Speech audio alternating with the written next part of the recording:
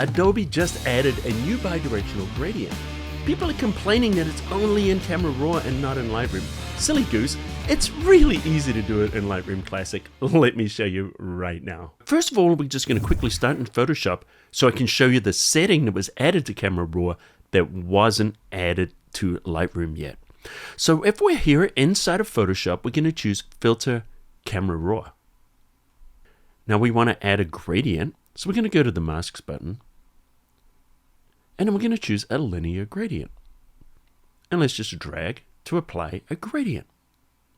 So the new setting that appears here inside of Camera Raw, which is not in Lightroom, but I'm going to show you how to get this effect, is bidirectional.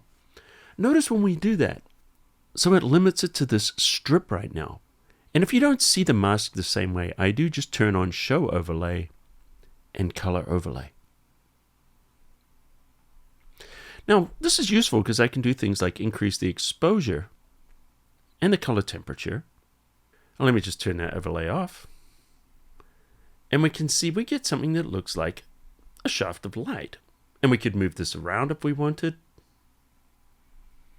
And let me just click OK to apply. All right, here we are in Lightroom Classic. And that checkbox hasn't been added yet, but it doesn't matter. I've been doing this for years like this. Let me show you. So we're just going to go to the gradient, choose a linear gradient just like before. There we go. And then it's super easy. All we're going to do is just go to the mask, click on it, choose Subtract, and then we're just going to grab a linear gradient and do a gradient going the other way. And now we have our strip of light. Let me do it right now. Turn up our exposure. And turn up the color temperature a little bit to make it look like a beam of light.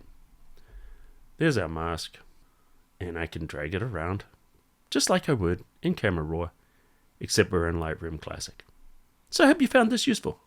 Thanks for watching this quick little tip. Hopefully you found it useful. If you did, let me know in the comments underneath. And later this week, I'm going to show you my full photo editing 3-step process. So if you don't want to miss that, make sure you hit that subscribe button, turn on notifications, and until next time, I'll see you at the cafe.